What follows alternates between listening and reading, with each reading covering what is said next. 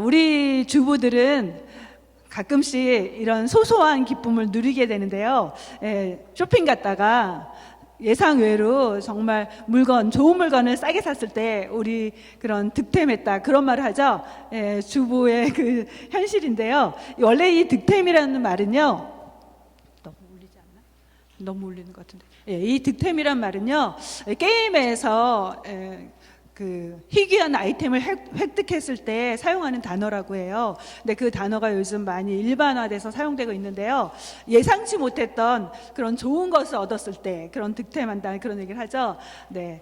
오늘 말씀은 사소한 기쁨이 아니라 사소한 득템이 아니라 정말 일생에 단 한 번 올까 말까 그런 최고의 기회를 가진 사람, 정말 어마어마한 것들을 얻게 된 사람에 대한 이야기입니다. 네, 바로 보물상자를 찾은 사람에 대한 건데요. 여러분, 그 보물섬에 대한 이야기를 기억하실 거예요. 잘 아실 거예요. 엄마가 운영하던 여관에서 그 주인공 짐이 우연히 보물섬의 지도를 갖게 되죠. 그래서 그 보물섬을 찾아가는 여정, 그 과정이 이제 나와 있는데요. 그 모험담들이 담겨져 있는데요. 목숨을 잃을 뻔한 그런 위기의 순간들도 있었지만 그거를 잘 극복하고 위기를 넘겨서 보물섬에 도착하고 마지막에는 보물을 손에 거머쥐게 되죠. 네, 여러분 만약에 보물이 어디 있는지 알게 된다면, 여러분 손에 보물섬 지도가 있게 된다면 여러분 가시겠습니까? 안 가시겠습니까? 갈 것 같으세요? 안 갈 것 같으세요? 힘드니까 안 갈래. 아마 그런 사람 별로 없을 거예요. 보물이 어디 있는지 알게 된 사람들은 대부분 위험을 감수하고 모험을 한다고 합니다. 오늘 본문에는요, 이제 그 보물에 대한 이야기를 나누기 전에 먼저 마태복음 13장에 대해서 잠깐 알려드리려고 하는데요. 이 이야기는요, 비유라고 말을 할 수 있어요. 비유. 처음 듣는 분들도 계실 텐데요. 예수님이 가르치심이 마태복음에는 5번 나오는데요. 그 중에서 3번째 가르침에서 강화라고 말을 해요. 그 강화 중에서 오늘 한 부분을 다루려고 하는데요. 마태복음 13장은요, 예수님의 가르침, 비유가 계속해서 연결이 돼요. 7가지의 비유가 나옵니다. 그래서 특별히 이 비유의 핵심적인 내용은 천국이 어떤 곳인가, 천국은 어떤 곳인가, 천국의 특성은 뭔가를 가르쳐 주는데요. 그래서 천국 비유의 장이라고 합니다. 그래서 특별히 저희가 잠깐 비유에 대해서 알려드리면요, 비유라는 거는 격언과 같은 거예요. 아주 짧은 진리를 담고 있는 도덕적인 교훈인데요. 헬라어로 파라볼레라고 해요. 어떤 분이 이런 원어를 알려주는 게 좋다 그래서 저희 남편은 절대로 원어 얘기하지 말라고 그렇지만 제가 용기를 내서 파라볼레 정도는 알아두시면 좋은데요. 파라라는 단어랑 볼레의 합성어예요. 파라는 함께, 나란히라는 말이고요. 볼레는 두다, 던지다는 거예요. 2개를 함께 나란히 두고서 비교하면서 효과적으로 설명하는 그런 방식을 말하는데요. 여기 비유에는요, 언제나 핵심적인 진리가 담겨져 있습니다. 예수님이 비유를 많은 경우 사용을 하세요. 비유를 잘못 해석하면 아주 엉뚱한 해석을 할 수 있는데요. 비유를 해석하는 중요한 키가 뭐냐면, 비유는 전달하고자 하는 핵심적인 진리가 있다. 그 핵심적인 진리가 뭘까를 여러분이 계속 염두에 두면서 그 비유를 이해할 필요가 있습니다. 비유를 사용하신 예수님이 많은 경우 비유로 이야기를 하시거든요. 여러분이 기억하는 많은 이야기들, 스토리들, 선한 사마리아인의 비유 같은 것들, 그리고 지혜로운 5처녀, 어리석은 5처녀, 다 비유죠. 그런 비유들을 많이 사용하신 이유는요, 사람들에게 친숙한 일상의 소재들을 통해서 익숙하지 않은 것, 친숙하지 않은 영적인 진리를 밝혀주고 알려주기 위함이에요. 사실 우리가 천국 하면은, 여러분 여기 중에 천국 갔다 와본 계세요? 아무도 없으실 거예요. 근데 가끔 드물게 정말 특별한 경우, 막 이렇게 영적인 특별한 체험을 하는 분들도 있지만 대부분은 살아서는 가보지 못하는 것처럼 알고 있잖아요. 그런데 사실 천국은 죽어서만 가는 곳은 아닙니다. 근데 천국의 세계, 사실은 우리가 천국 얘기하면 너무나 모호하잖아요. 그래서 예수님은 천국은 실제다, 천국은 반드시 있다, 그러면서 천국을 알려주는, 그 천국의 영적인 실제를 알려주기 위해서 익숙한 일상의 소재들을 사용해서 가르쳐주는 걸 볼 수 있습니다. 또 천국의 비유를 하신 목적, 예수님은 비유를 사용하신 목적이 있는데요.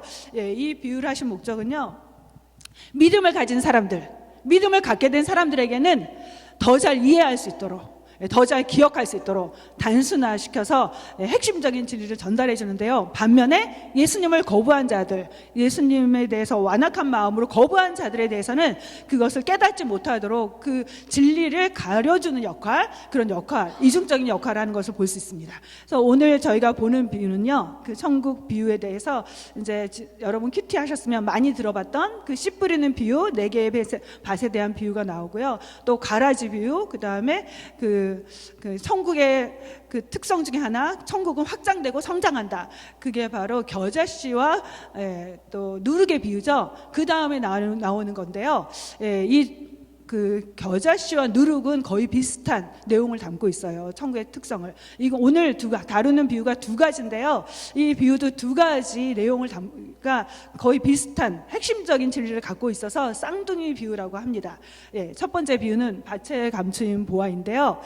여러분, 우리나라에, 한국에 보물창고가 있다는 거 아십니까?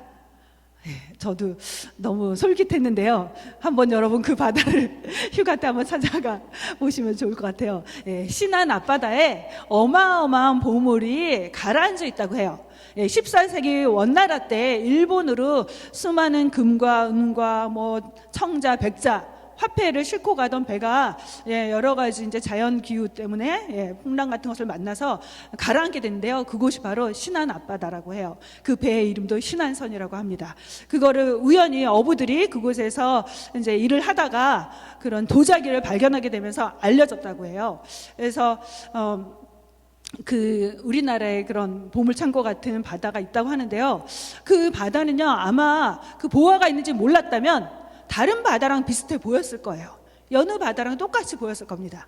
그런데 정말 그 어부들은 우연히 그곳에서 보물을 발견하죠. 그래서 보통의 바다와 다른 바다가 되었는데요. 오늘 주인공도 그렇게 우연히 보물상자를 찾게 됩니다. 같이 44절 말씀 읽겠습니다. 천국은 마치 밭에 감추인 보화와 같으니 사람이 이를 발견한 후 숨겨두고 기뻐하며 돌아가서 자기의 소유를 다 팔아 그 밭을 샀느니라. 천국의 특성. 천국은 어떤 곳인가? 천국은 마치 밭에 감추인 보화와 같다라고 말을 해주고 있습니다. 이 비유에 나오는 주인공은요, 가난한 농부였던 것 같아요. 그래서 자기 밭이 없으니까 남의 밭에 가서 일을 하면서 그러면서 이제 생계를 유지했던 그런 사람인데요. 그러다가 어느 날 다른 날처럼, 여느 날처럼 밭에 일을 하러 갔습니다. 땅을 파고 쟁기질을 하는데 땅 속에서 소리가 나는 거예요. 달그락거리는 소리가 납니다. 그래서 너무 특별하잖아요, 이상한 소리. 그래서 그곳에 집중합니다. 그러면서 더 열심히 파게 돼요. 그렇고 보니까 땅 밑에는 보물상자 같은 보물 항아리가 담겨져 있는 거예요. 왜 이 항아리는 이 땅에 이렇게 묻혀져 있었을까? 고대에는요, 일반적으로 지금같이 은행이 없어서 보물이 생기면, 큰 돈이 생기면 땅을 파서 땅에 묻어두었다고 하죠. 게다가 팔레스타인 지역에서는요, 그런 묻어둔 상태에서 어떤 사람이 전쟁이 많이 일어났거든요. 이스라엘 땅은 너무나 많은 외세의 침략을 받아서 전쟁이 많이 일어나면 어떻게 하겠어요? 보물이고 뭐고 일단 살고 봐야죠. 그래서 먼저 이제 도망을 간 거죠. 피난을 갔겠죠. 그런데 그 피난 갔던 사람들이 돌아오지 못하고 사망하는 경우가 있었겠죠. 그럴 경우 보물은 그 땅에 묻혀진 채로 있었던 거예요. 남겨져 있었던 거예요. 그래서 아무도 모르는 그런 보물이 땅 속에 묻혀져 있었던 그 상태에서 농부가 우연히 그 보물을 발견하게 되는 거죠. 그 땅 주인도 알지 못했던 보물, 그 보물 상자, 그 보물 항아리를 이 농부가 발견하게 된 날, 정말 횡재한 날이죠. 대박이 터진 날이라고 할 수 있겠죠. 그런 예상하지 못했던 그 일이 일어났습니다. 이 비유를 통해서 우리에게 주는 첫 번째 정보는요, 천국은 감춰진 것과 같다. 천국은 마치 보화가 흙 속에 있어서, 땅 속에 있어서 보여지지 않는 것처럼, 흙 속에 파묻혀 있어서 잘 드러나지 않는 것처럼, 잘 보여지지 않는 것처럼 때때로 천국은 어떤 사람에게는 감춰져 있는 것 같다는 걸 보여주고 있어요. 천국의 은닉성, 은폐성이라고 할 수 있죠.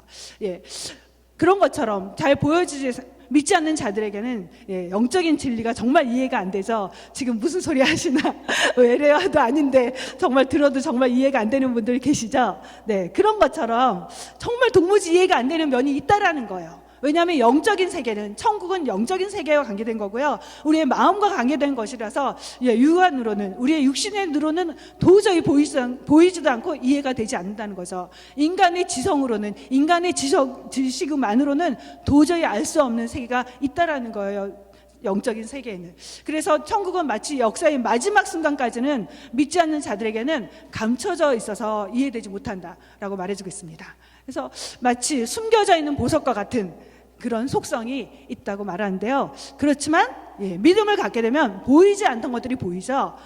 새로운 안경을 쓰는 것처럼 믿음의 안경을 쓰면요, 영적인 눈이 떠지게 되고 보여지지 않았던 것들이 보여지고 이해가 되기 시작하죠. 숨겨져 있는 보화 같은 것, 천국의 첫 번째 특성인데요. 그러나 기억하세요. 우리가 보지 못한다고 해서, 우리가 잘 깨닫지 못한다고 해서 존재하지 않는 게 아니라는 거. 천국은 여전히 실제합니다. 내가 비록 보지 못해도, 내가 잘 알지 못해도 천국은 실제로 존재합니다. 우리가 바라보는 우주는 어떤 모습입니까? 우리가 보는, 우리의 이 눈으로, 피지컬 눈으로 보는 우주는 어떤 모습이죠? 우리가 볼 수 있는 건 정확하게 보지 못하지만 해, 달, 별 정도를 볼 수 있죠. 그렇지만요, 나사에 있는 찬드라라는 것을 통해서 보면요, 다른 모습이 보인다고 해요. 우주의 다른 모습이 보여진다고 합니다. 이 찬드라는요, 세상에서 가장 큰 엑스레이 관측 도구라고 하는데요, 그걸 통해서 보면은 우리가 말로만 들었던 우주에 있는 블랙홀이 보이기 시작하고요. 그 다음에 별이 폭발하는 것도 보이고요. 별이 회전하는 모습도 다 볼 수 있다고 해요. 똑같은 우주를 보지만 그 찬드라를 통해서 우리가 보지 못했던 것까지도 보게 되는데요. 바로 믿음이 찬드라와 같다라는 거예요. 믿음은 이전에 보지 못했던 영적인 세계를 우리로 하여금 보게 해준다는 것. 때로는 우리가 보지 못한다고 해서 존재하지 않는다고 우리가 착각할 때가 있습니다. 그러나 기억하십시오. 우리가 보지 못해도 천국은 존재한다는 사실을요. 이 비유에서 보물을 발견한 후에 농부가 하는 행동은 무엇이었을까요? 우리가 다시 한번 이 비유를 이해하기 위해서 농부가 했던 행동들을 살펴보기 원하는데요. 44절 말씀 다시 한번 읽겠습니다.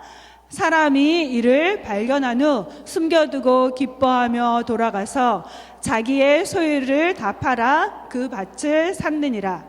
이 농부의 행동을요, 우리가 잘못 이해하면요, 농부가 참 비양심적이다, 그렇게 생각할 수 있는데요, 이 비유를 이해할 때 그렇게 바라보면 안 돼요. 이거는 윤리적인 차원에서, 도덕적인 차원에서 이해하면 안 되는 비유이거든요. 그래서 비유는 핵심적으로 전달하려는 그 핵심 사상을 초점을 맞춰야 되는데요, 이건 윤리를 따지는 문제를 다루는 게 아니라는 걸 여러분이 전제로 하면서 보셔야 됩니다. 이 비유에서 말하고자 하는 핵심적인 건요, 천국은 보화가 있는 밭과 같이 가치가 있다. 천국의 가치, 하나님 나라의 가치, 보화가 담겨져 있는 밭은 전 재산을 바꾸고 살 만큼 아깝지 않은 가치를 지녔다. 그거에 대해서 말해주는 거죠. 그래서 이 동사들, 농부가 취했던 동사들을 한번 살펴보면요, 이 동사들은요, 우리가 잘 못 느끼잖아요. 근데 원어를 살펴보면요, 이 모든 동사는 현재형을 사용하고 있거든요. 그러니까 발견하자마자 그가 바로 덮고 다시 돌아가고 바로 샀다는 거예요. 자기 것을 팔고 새로운 것을 샀다. 그래서 그의 모든 행동이 즉각적이고 멈추지 않고 단호했다는 것을 보여주는데요, 절대적인 가치를 가진 것을 발견했을 때 그가 상대적인 가치를 거부하고 용기 있게 했다는 것을 표현해주고 있습니다. 만약에 이 농부가 집에 돌아가서, 이 가난한 농부가 자기가 가진 모든 것을 팔려고 했을 때 영문을 모르는 가족들은 어떤 반응을 보였을까요? 한번 우리가 상상해 보면 좋을 것 같아요. 농부는 지금 이거 너무나 귀한 보물 상자를 갖고 있기 때문에, 알고 있기 때문에 너무나 기쁜데, 그걸 모르는 상태에서 가족들은 농부가 있는 거 없는 거, 그 조그만 집 팔려고 하고, 집에 있는 그냥 별거 아닌 세간살이 팔려고 했을 때 있는 거 없는 거 와이프한테는 당신 반지 내놔, 결혼 반지 내놔, 그거마저 내놓으라고 하면서 나 이거 다 팔아야 되겠어, 그리고 저 밭 사야 되겠어, 그랬을 때 어떤 반응을 보였을까요? 이 남편이 지금 제정신인가, 약간 미쳤나, 이 사람이 뭘 잘못 먹었나, 대판 싸웠을지도 몰라요. 전혀 이해받지 못했겠죠. 그런 상태였지만 그는 멈추지 않았겠죠. 그는 주저하지 않았어요. 망설이지도 않았죠. 그러면서 주인에게 찾아갔을 거예요. 그러면서 주인에게 요청했겠죠. 내가 여기서 일하는데 난 이 밭이 너무나 필요합니다. 이 밭 사고 싶습니다. 그러면서 정말 간절하게 요청했을 거예요. 그래서 그 모든 것을 결국은 구입했던 걸 볼 수 있는데요. 이 농부의 선택은 올바른 행동이었을까요? 잘못된 행동이었을까요? 만약 여러분의 집 뒷마당에서 어마어마한 석유가 발견된다면 여러분 어떻게 하시겠습니까? 이거 개발하기 너무 힘든 것 같아. 비용도 많이 들 텐데 하지 말자. 포기하시겠습니까? 어떻게 하실래요? 네, 실제로 텍사스의 석유 부자들한테 일어난 일이라고 하죠. 과거에 이 무더운 땅, 황량한 땅, 메마른 땅, 이 땅 옛날에는 막 말 타고 달려가서 깃발 꽂으면 그게 자기 땅이 됐다고 하잖아요. 이 더운 땅 사람들이 별로 좋아하지 않았겠죠. 근데 이 땅에 처음에 왔던 사람들 이렇게 자기 소유로 삼았는데 어느 날 땅을 파다가 물줄기를 파야지 했는데 검은 물이 나왔죠. 그게 바로 석유였다고 하죠. 그래서 텍사스 부자들이 그렇게 뒷마당을 파다가 석유 부자가 됐다는 얘기가 있는데요. 이런 석유를 발견했는데 힘든 일이니까 이거 너무 복잡한 일일 것 같아. 이 모든 개발하려면 장비도 가져와야 되고 이런 거 시간이 오래 걸릴 텐데 이거 내가 잘하는 걸까 고민하고 망설였을까요? 네, 만약에 주저했다면 그가 바른 선택을 했을까요? 오늘 앞의 비유와 연결해서 두 번째 비유가 나오는데요. 이 비유, 앞의 비유와 연결된 비유인 것을 알려주는 단어가 바로 또라는 단어예요. 같이 읽겠습니다. 또 천국은 마치 좋은 진주를 구하는 장사와 같으니 극히 값진 진주 하나를 발견하매 가서 자기의 소유를 다 팔아 그 진주를 샀느니라. 이 또란 단어는요, 밭의 보아의 비유랑 이 진주를 구하는 장사의 비유가 연결돼서 서로 하나의 쌍이 돼서 보완적인 비유임을 알려줍니다. 이 내용은 우리가 읽었던 것처럼 좋은 진주를 구하는 장사에 대한 거예요. 여러분 중에 보석 좋아하는 분 계십니까? 저는 너무 이 비유가 항상 이해가 안 되는 비유인데요. 제가 보석을 별로 안 좋아해서 그런가 봐요. 고민하고 또 고민했습니다. 이거 그냥 하지 말까 할까 고민하다가 쌍둥이 비유니까 맞아 해야지. 그래서 많이 고민을 했는데요. 보석을 좋아하는 분들, 제가 어떤 분 얘기 들었는데요. 명품 가방을 너무 좋아했던 분, 예수님을 만나기 전에 너무 좋아서 한번 보면요 막 가슴이 너무 뛴대요. 계속 머릿속에 생각이 난대요. 잠이 안 온대요. 그래서 막 그것 때문에 계속 생각하게 된다는 얘기를 들었는데요. 아마 그런 진주 장사였던 것 같아요. 이 당시에 진주는요 보석들 중에서 제일 고급 보석이 바로 진주였다고 하는데요. 이 사업가 비유라고 하시면 될 것 같아요. 여기저기 다니면서 사업하는 부유한 사업가, 고품격의 질 좋은 진주를 찾는 그런 사업가라고 할 수 있는데요. 그는 그 진주를 좋아하니까, 보석을 좋아하니까 늘 연구하고 탐구했겠죠. 어떤 게 좋은 진주일지를. 그래서 제가 물어보니까 크기가 큰 것, 세상에 하나뿐인 제일 큰 진주, 그리고 빛깔이 좋은 것, 무슨 때깔이 좋은 게 좋은 진주라고 하더라고요. 그런 진주를 늘 그거를 꼭 내가 소유했으면 좋겠다, 내가 그것을 거래했으면 좋겠다, 꼭 그거 한번 봤으면 좋겠다, 그런 진주 보석의 전문가, 안목 있는 전문가가 어느 날 최고급 상품의 진주를 봅니다. 단 하나뿐인 희귀품을 만나게 돼요. 그러자 그가 주저하지 않고 그것을 구입했다는 건데요. 저는 조금 너무 안 와닿아서 제 버전으로 제가 이야기를 만들었습니다. 미술품을 굉장히 좋아하는 그 애호가가 있었어요. 그는 미술품만 보면은 감상하면서 너무너무 행복한 거예요. 이 작품 진짜 멋지다. 정말 치유가 되는구나. 가끔 그런 거 있잖아요. 좋은 음악 듣거나 맛있는 음식 먹으면 치유 같은 그런 느낌 있잖아요. 그리고 좋은 풍경을 보면 치유가 되잖아요. 그런 것처럼 이 사람은 좋은 미술 작품만 보면 막 마음이 편안해지고 치유가 일어나는 그런 사람이었던 것 같아요. 그래서 늘 좋은 미술 작품을 보면은 이제 돈을 주고 수집을 했습니다. 그러다가 내가 이거 수집하지 말고 이거를 가지고 한번 사업을 해야 되겠다. 그래서 사업 아이템으로 정해요. 그리고 나서는 세계를 다니면서 좋은 작품들을 구하려고 비즈니스 여행을 다녔습니다. 그런데 어느 날 정말 우연히 저 시골 동네에서 카페에서 차를 마시고 밥을 먹는데 하나의 그림이 보이는 거예요. 다른 그림 그냥 별 볼일 없는 그림이었는데 그 그림에 눈길이 너무나 가는 거예요. 그래서 그 그림을 봅니다. 그러고 나서 그가 그 카페 주인에게 달려가요. 당신이 원하는 값 얼마든지 제가 다 드릴 수 있습니다. 제발 저 그림을 저한테 팔아주십시오. 제가 사겠습니다. 주인은 영문을 모르니까 내가 한 5,000불 정도면 그거 별로 좋은 거 아닌 것 같은데 그래서 막 큰맘 먹고 5,000불 주세요. 그러자 그 주인이 그 말을 하자마자 그래요? 좋습니다 하면서 지갑을 뒤지는 거예요. 그랬더니 돈이 다 뒤져도 한 3,500불밖에 없는 거예요. 그래서 어떻게 했을까요? 자기가 차고 있던 롤렉스 시계도 줍니다. 자기가 입고 있던 나이키 옷도 줍니다. 자기가 갖고 있던 제일 좋은 거 다 얹어서 줍니다. 이거 제가 좀 비싼 거예요. 제가 살 때 원래 롤렉스 시계 얼마죠? 좀 더 비싼 겁니다. 좋은 건데요. 그래도 중고품이니까 이거 받아주세요. 제발 제가 있는 거 더 원하는 거 있으면 가방도 주겠습니다 하면서 거래를 합니다. 마침내 가졌어요. 그 사람 지금 현재 돈이 없지만, 지갑에 돈 한 푼도 없지만 그가 나 잘못한 것 같아 그렇게 후회했을까요? 너무나 큰 기쁨으로, 너무나 가슴이 뛰면서 벅찬 감격 가운데 이제 그 그림을 샀거든요. 왜 그랬을까? 그 그림은 전 세계에 단 하나뿐인 유명한 세계 최고의 미술가 피카소의 그림이었다고 한다면 그 5,000불과 비교할 수 없는 몇 천억의 그런 가치를 가진 작품이었다면 그는 자기가 가진 모든 것을 그에게 지불했지만 후회하지 않고 기쁨 가운데 돌아갔겠죠. 오늘 우리가 본 두 비유, 진주를 구하는 장사의 비유랑 밭에 감추인 보화의 비유의 차이점이 있습니다. 농부는 어느 날 우연히 노력하지 않았는데 그저 일상의 삶을 살았는데 우연하지만 그 보화를 발견했죠. 그런데 사업가는 열심히 자기가 좋아하는 거, 자기가 가치 있다고 생각하는 것을 탐구하고 연구하고 그것을 추구하면서 찾다가 그 자기가 원하는 진주를 발견하게 되죠. 천국을 발견하는 방법은 다양할 수 있다는 거예요. 모두 다 똑같은 방식으로 천국을 발견하지는 않는다는 거예요. 어떤 사람은 마치 농부처럼 우연히 천국을 발견할 수도 있고 주님을 만날 수도 있고, 어떤 사람은 정말 주님을 찾기 위해서 예배드리고 구도자처럼 성경 공부하는 사람, 그렇게 열심히 찾다가 만나는 사람도 있어요. 방법은 다르지만 모두 다 하나님의 인도하심 가운데 이루어지는 사건입니다.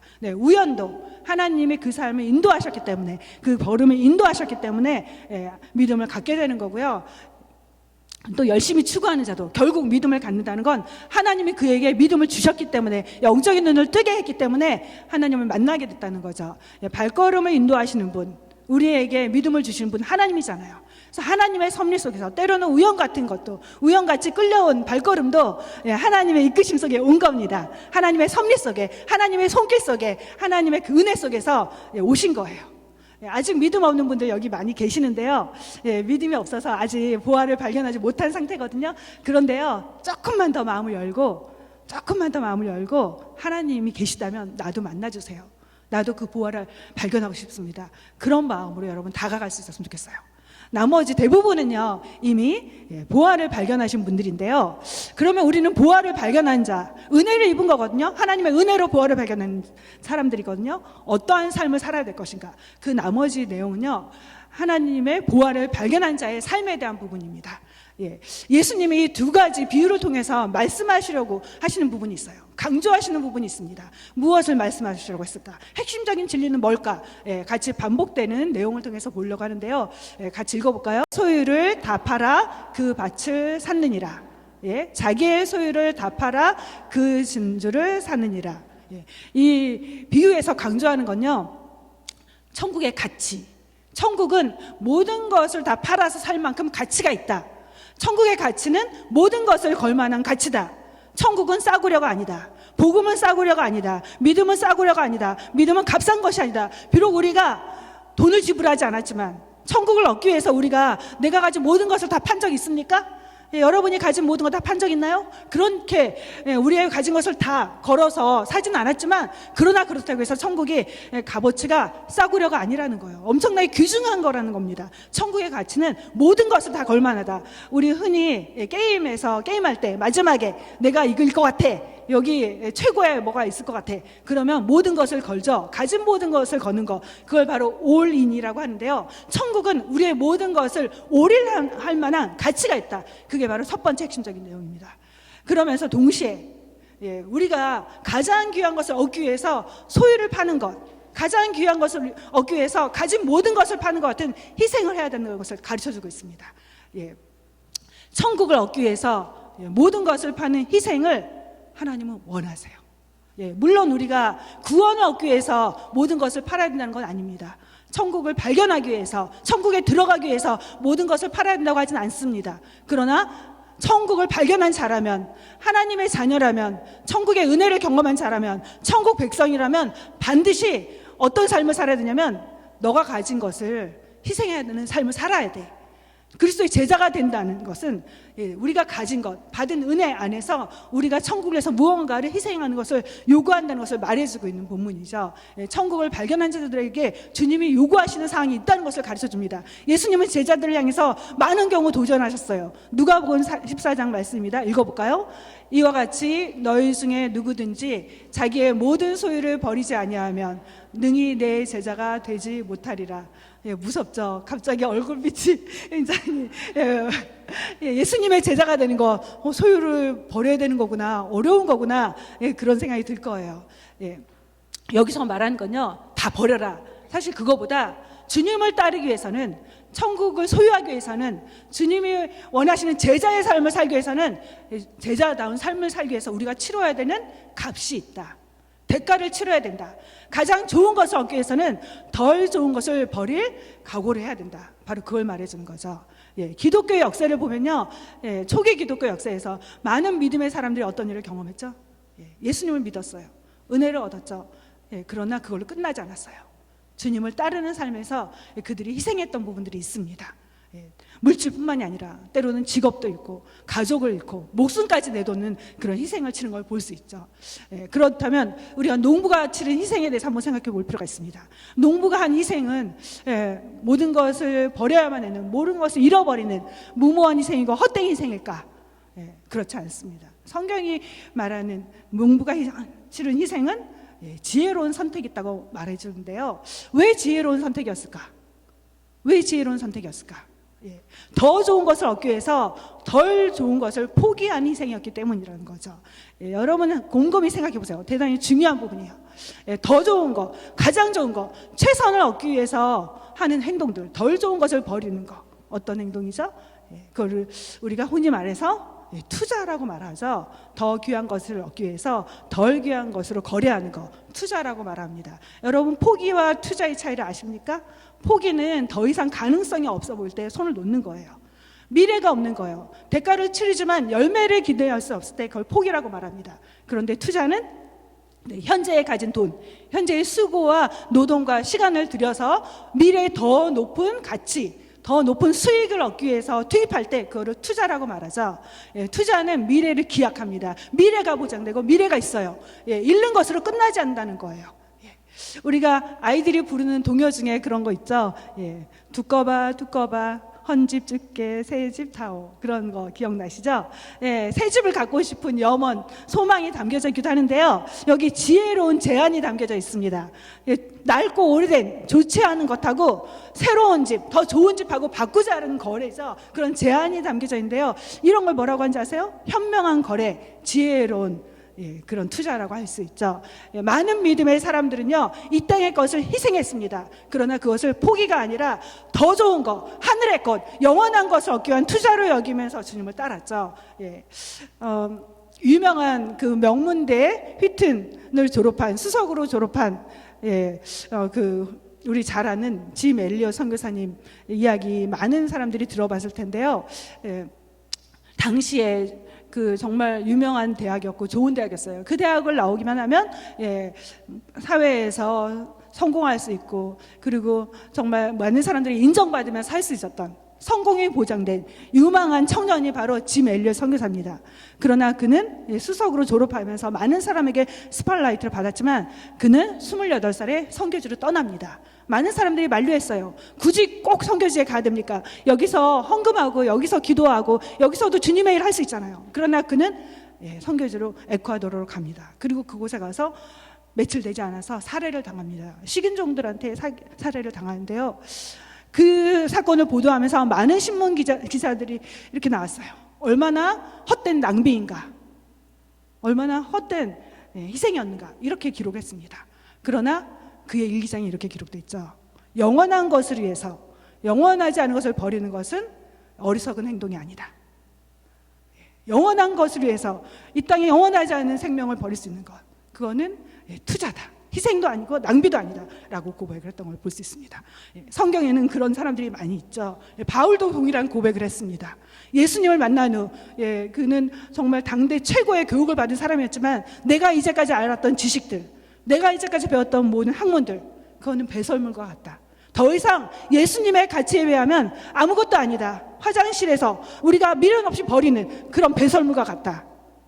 주님을 얻는 것이 더 귀하기 때문이다. 그러면서 그는 주님을 살다가 마지막엔 순교자로 인생을 마치죠. 제자들도 주님을 따라가는 여정에서 동일한 희생을 치렀습니다. 주님의 부르심 앞에 그들의 생계를 담당해줬던 생계 수단이었던 그물을 버려뒀어요. 어부에게 있어서 그물은요, 생계를 유지하는 아주 중요한 수단이잖아요. 그 그물도 버렸습니다. 그리고 뿐만이 아니라 배, 엄청난 재산의 가치가 있었죠. 배도 버렸습니다. 심지어 아버지마저 내버려두고 주님의 부르심을 따라서 간 것을 볼 수 있어요. 왜 그렇게 했을까? 왜 그래야만 했을까? 예수님은 최고의 가치를 가진 분이기 때문이죠. 보아이신 예수님을 얻기 위해서 여러분은 무엇을 버리고 있습니까? 여러분은 보아이신 예수님을 갖기 위해서 어떤 것을 내려놓고 있습니까? 기억하십시오. 예수님께 드리는 시간들, 예수님께 드리는 헌신들, 예수님께 드리는 봉사들, 그거 포기하는 게 아니라는 거, 낭비가 아니라는 거, 없어지는 게 아니라는 거, 영원한 것을 위한 투자라는 사실을 기억하십시오. 여러분 중에 많은 분들 정말 일하다가 귀중한 시간 내서 오신 거 너무 감사합니다. 그러나 그 시간 아까워하지 마세요. 주님을 위한 봉사 시간, 영원한 것을 위한 투자하는 시간이기 때문에 그거를 손해본다고 생각하지 마십시오. 주님께 드리는 시간, 주님과 예배하는 시간, 주님과 사귀는 시간, 주님의 말씀을 읽는 시간, 여러분 너무 그런 거 아까워하지 마세요. 내가 좋아하는 일 하면서는 몇 시간이 지나도 TV 보고 드라마 볼 때는 시간 지나간 거 모르면서 주님의 일 할 때는 왜 이렇게 예배가 깁니까? 왜 이렇게 기도 시간이 길죠? 너무 하나님께 드린 것에 대해서 인색하지 마십시오. 그 시간만 영원한 시간에 들어가는 거예요. 그 시간만 하나님 앞에 가면 남는 시간이 될 거예요. 하나님께 투자한 시간만이 영원한 가치를 갖는 시간으로 남게 될 겁니다. 지금 이 자리에 오신 여러분, 여러분이 주님을 위해서 드리는 예배, 영혼을 위한 투자이고 영혼을 위해 하늘에 쌓아놓는 영혼으로 연결되는 시간인 걸 기억하십시오. 주님을 위해서, 절대 가치를 위해서 상대적인 가치를 버는 것은 손해가 아닙니다. 가장 귀한 것을 위한 투자입니다. 한번 스스로에게 질문해 봤으면 좋겠습니다. 여러분이 내가 갖고 있는 물건 중에 가장 귀한 것은 뭔가? 내가 가지고 있는 것 중에 가장 가치 있는 물건은 뭔가? 뭐라고 대답하시겠어요? 스스로에게 한번 대답을 해보세요. 제가 오래전에 한국에 있을 때 아주 재미있게 부모님과 봤던 그런 TV 쇼가 있어요. 아시는 분도 저 나이 또래는 있으실 텐데요. 진품 명품이라는 그런 프로그램이었거든요. 네, 그 프로그램은 이제 시청자들이 집안에 있는 물건을 가지고 와서 이게 진짜인지 가짜인지, 얼마나 가치가 있는지 감정을 요청하는 그런 프로그램인데요. 너무나 이 프로그램이 재밌는 건요, 너무나 귀하게 보였던 도자기가 어떤 때는 막 그 시청자가 신주단지 모시듯이 집안에 가봅니다 하면서 가지고 딱 진열대에 내려놔요. 그래서 모든 사람이 저거 정말 백장가 보다, 정말 좋은 건가 보다 이렇게 생각을 합니다. 그리고 나서 이제 전문가들이 감정을 해요. 막 이리저리 막 조사를 하는데요, 가끔은 그런 귀중품이 아주 싸구려 모조품인 경우가 있어요. 그래서 정말 그냥 아무것도 아닌 그런 가치로 판명나는 경우가 있고요. 어떤 경우는 종이 같은 거예요. 그거 그냥 집에서 돌아다니는 그런 종인데요, 낡았어요. 겉으로 봤을 때 별로 좋아 보이지도 않습니다. 그래서 저거 별 가치가 없겠다 생각하는데 의외로 조선시대에 그 귀족 가문에서 내려오는 아주 유명한 신사임당이 쓴 무슨 편지 같은 거, 그러면 그 가치가 얼마나 될까요? 어마어마한 가치를 갖게 되는 거죠. 그래서 이런 결과가 이렇게 뒤집어지는 걸 볼 수 있는데요. 여러분 한번 생각해 보세요. 내가 지금 움켜쥐고 있는 것, 내가 지금 귀하다고 생각하고 있는 것, 나에게 너무나 소중한 것처럼 보여지는 것, 혹시 그건 정말 가치 없는 것, 이 땅에서 있다가 사라질 것, 영원한 가치를 전혀 갖고 있지 못한 것, 그걸 정말 너무나 귀중한 것으로 여기면서 살고 있지는 않습니까? 이 땅에서만 귀하게 여겼던 것들, 천국에서 더 이상 가치 없는 건데도 불구하고 나는 그것을 목숨처럼 여기면서 그것을 붙잡고 살고 있지는 않습니까? 나는 정말 무엇을 귀중하게 여기며 살고 있습니까? 정말 이 땅에서 가장 귀한 것은 무엇일까요? 무엇이 가장 귀한 것일까? 네. 주님을 위해서 희생했던 사람들의 특징이 있습니다. 주님을 위해서 기꺼이 버렸던 사람들의 특징이 있어요. 네, 44절 말씀입니다. 다시 한번 읽겠습니다. 사람이 이를 발견한 후 숨겨두고 기뻐하며 돌아가서 자기의 소유를 다 팔아. 네, 소유를 다 파는데 너무나 기뻐했다는 거예요. 놀랍죠? 내가 가지고 있던 거, 애착했던 거 파는 거 쉽지 않은데 너무나 막 기쁨에 겨워서 팔았다는 거예요. 예, 보화를 발견한 자, 천국의 보화를 발견한 자의 특징은 기쁨으로 소유를 팔았다는 겁니다. 예, 억지로 팔지 않았다는 거예요. 주저하지도 않았고 망설이지도 않았고 머뭇거리지도 않았고 오히려 기쁨 가운데 너무나 행복해하면서 팔았다는 거죠. 농부의 기쁨 어떤 기쁨이었을까? 가끔 우리 어렸을 때 소풍 가면 했던 것 중에 하나 보물찾기. 네, 보물 별거 아닌데 종이 쪽지 하나 찾고 너무 행복했던 그런 기억 있죠. 이 농부의 기쁨은요 그런 기쁨이라고 해요. 너무나 내가 사랑했고 좋아했는데 마음으로 너무너무 좋아했던 사람이 있는데 저 사람하고 정말 좀 가까워지고 싶다. 저 사람하고 사귀었으면 좋겠다. 저 사람하고 나랑 좀 잘 엮였으면 좋겠다. 그런 마음인데 어느 날 그 사람이 만나자고 하는 거예요. 그러면서 나한테 프로포즈를 하는 겁니다. 내가 당신을 오랫동안 지켜봤는데 당신의 믿음과 당신의 삶이 너무나 반듯해서 난 당신하고 사귀고 싶고 당신과 결혼하고 싶습니다. 그랬을 때의 기쁨이라고 합니다. 네. 이런 보화를 발견한 자의 기쁨. 네, 누가 나에 대해서 욕을 해도 개의치 않을 거예요. 누가 나한테 비난을 해도, 때로는 오해받아도, 때로는 억울한 일 당해도, 때로는 삶이 고달파도 기쁠 거예요. 마음으로 얼마나 나 괜찮아, 니네들 그래도 상관없어, 나한테 보석이 있거든, 집에 가면 보물단지 있거든, 그러면서 그 모든 것을 이겨냈을 겁니다. 다윗은 바로 그런 기쁨을 가진 자였어요. 주님이 나에게 주신 기쁨은 내 창고에 음식이 가득 찰 때, 포도주가 가득 차고 곡식이 가득 찰 때 그 기쁨보다 더 큽니다. 나는 주님의 기쁨을 간직한 자입니다. 그 기쁨이 나를 사로잡습니다. 어떤 어려움이 와도 나는 더 이상 두렵지 않습니다. 어떤 힘든 일이 와도 나는 염려하지 않습니다. 그 기쁨 때문에. 그런 고백을 하며 살았죠. 주님의 일을 하는 사람들, 부르심 받은 선교사님들의 공통점을 보면요, 제가 만났던 모든 선교사님들 부르심 선교사로 사는 거 쉽진 않잖아요. 가족들 친했던 고국, 또 언어, 문화, 생활권 떠나서 가난한 생활, 배고픈 생활, 모르는 낯선 곳에 가서 사는 생활이지만 그들이 가졌던 공통점은요, 힘겨움에도 불구하고 기쁨이 있었다는 거예요. 주님을 섬기는 기쁨 안에서 부르심을 향해 가는 걸 볼 수 있는데요. 여러분은 주님을 만난 기쁨이 있습니까? 주님의 보화를 발견한 기쁨이 있나요? 기쁨으로 이 땅의 것을 주님을 위해서 기꺼이 내어드리고 따르고 있습니까? 그렇다면 성경이 말하는 보화는 무엇을 가르칠까? 네, 시간이 정말 많이 지나갔는데요. 아주 간단하게 빨리빨리 할게요. 성경이 말하는 보화, 천국, 그건 어떤 걸까? 죽어서만 가는 곳이 아니라 바로 하나님이 다스리는 나라, 예수님 안에 거하는 나라, 예수 믿는 자들이 경험하는 나라, 죽어서도 가지만 이미 믿는 자들 안에, 예수님을 인정하고 믿는 자들 안에서 경험하는 나라거든요. 경험하는 삶 속에서 천국이 임하는데요, 천국의 보화는 예수님을 말하는 걸 볼 수 있어요. 그렇다면 예수님은 왜 보화일까? 첫 번째 같이 읽어볼까요? 예수님이 천국으로 이끄는 안내자이고 천국 그 자체, 천국의 핵심이기 때문이에요. 예수님이 없는 곳은 천국이 더 이상 아닙니다. 천국의 본질과 핵심은 예수님이거든요. 그리고 천국으로 인도하는 분은 예수님이죠. 우리가 너무 잘 알고 있죠. 내가 하고 길이요 진리요 생명이니 나로 말미암지 않고는 아버지께로 올 자가 없다. 예수님이 바로 천국의 진리이시고 그 천국으로 인도하는 길이 되신다는 걸 말해주고 있고요. 또 예수님은 모든 문제의 해답이 되시기 때문이에요. 우리 인생 속에서 겪는 두려움들, 염려들, 또 고통들, 마음의 절망들, 그걸 해결해 줄 수 있는 답이 되신다는 건데요. 또 인간이 갖고 있는 가장 큰 문제, 죽음이잖아요. 죽음에 대한 해답이 되시기 때문에 예수님이 보배인데요. 사실 예수님 안에 가장 좋은 것이 있습니다. 죽음의 문제를 해결해주는 영원한 생명이 있거든요. 두려움을 평안으로 바꿔주시는 그 능력이 예수님 안에 있거든요. 우리에게 세상이 줄 수 없는 소망, 안식을 주는 분이 예수님이거든요.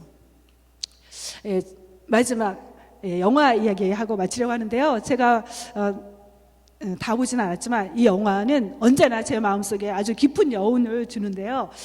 그 너에게로 가는 길, 언제 기회 되시면 한번 보십시오. 그래도 건전한 내용이 있는데요. 사랑이냐 성공이냐, 남자를 선택할 것인가 성공을 향해 갈 것인가 고민하는 여자가, 그 연인이 이제 나이가 많은 노인을 만나게 되면서 진정한 사랑은 이런 거야, 그 노인이 자신의 인생 경험을 통해서 사랑의 의미를 가르쳐 주는데요. 저는 여기서 다른 건 다 별로 중요하지 않고 마지막 장면이 너무나 저에게 많이 남았습니다. 이 마지막 부분은 노인이 이제 죽은 다음에 그의 유산, 그가 사랑하는 아내를 위해서 평생 동안 그림을 모았거든요. 유명한 작품을 모아서 아내에게 선물로 줬어요. 아내가 그림을 좋아했기 때문에. 그래서 그 그림을 경매하는 곳에서 일어난 일이에요. 이 경매장에 많은 사람이 모였습니다. 노인이 가지고 있던 그 그림들은 세계에서 아주 유명한, 아주 그 탁월한 사람들이 그렸던 그런 작품들이 많았거든요. 그래서 많은 사람들이 그 그림에 관심을 두고 있어요. 아, 저 그림 진짜 훌륭한 그림이다. 저 작품 갖고 싶다.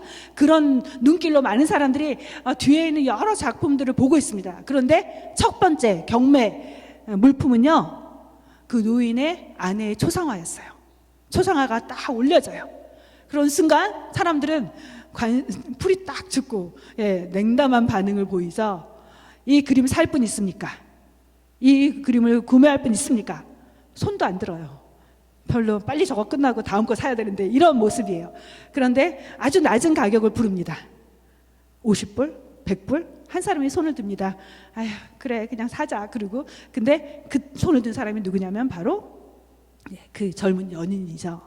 그 노인의 사랑 이야기를 들었던 젊은 여인이 그 그림을 삽니다. 그러자 경매는 끝이 나요. 경매사가 말합니다. 이제 모든 경매는 끝났습니다. 나머지 모든 그림은 바로 이 초상화를 산 사람에게 주어질 것입니다. 그게 바로 노인의 유언이었거든요. 노인은 죽기 전에 그런 유언장을 만듭니다. 자신의 아내의 그림을 가져가는 사람에게 나머지 모든 재산을 유산으로 남겨주십시오. 모든 그림을 갖게 해주십시오. 그래서 모든 일은 그렇게 진행이 돼요. 아내를 사랑하는 그 마음을 아는 사람에게 유산을 주고 싶었던 거죠. 아내를 향한 그 사랑, 그 마음을 아는 사람이 그 그림을 살 거다. 그리고 그 그림을 갖는 자에게 모든 것을 주겠다. 이게 노인의 마음이었죠. 하나님도 우리에게 좋은 것을 주고 싶어 하세요. 하나님도 우리에게 우리가 상상한 것 이상으로 주고 싶어 하시는 분인데요. 하나님 우리에게 어떻게 가장 좋은 것을 주실까? 예수님을 사랑하는 자에게, 예수님을 선택하는 자에게, 예수님을 향한 믿음의 고백을 하는 자에게 바로 하나님 우리에게 가장 좋은 것들, 하늘에 속한 모든 좋은 것들, 평안과 기쁨과 영생과 안식을 선물로 주십니다. 예수님은 모든 보화의 원천이시며 예수님 안에 모든 좋은 것이 있기 때문입니다. 예수님은요, 우리에게 사실은 우리가 가장 좋은 것을 위해서 희생하기를 원하시지만 사실은 우리에게 먼저 가장 좋은 것을 주기 위해서 희생하신 분이세요. 예수님이 우리에게 가장 좋은 것을 위해서 하신 일은 바로 하늘의 완전한 신이시고 전능하신 분이었지만 그 하늘의 영광과 모든 권세를 포기하고 이 땅에 사람으로 찾아오셨죠. 그래서 가난한 목수의 아들로 사셨습니다. 그리고 더 낮아져서 우리를 위해서, 우리에게 가장 좋은 것을 주기 위해서 피를 흘리며 죽어주셨어요. 그래서 우리가 가장 좋은 것을 얻게 되었어요. 우리는 그런 사람들이에요. 그런 가장 좋은 것을 얻었다면 우리는 어떻게 살아야 될 것인가? 주님은 우리에게 물어보십니다. 너에게 가장 귀한 것은 무엇이냐? 너가 가장 귀하게 여기는 보석은 무엇이니? 너는 무엇을 가장 귀하게 여기고 있니? 예수님의 보화를 발견했다면 이제 나에게 너의 가장 귀한 것을 드리지 않겠니? 주님은 물어보십니다. 우리 같이 기도하겠습니다.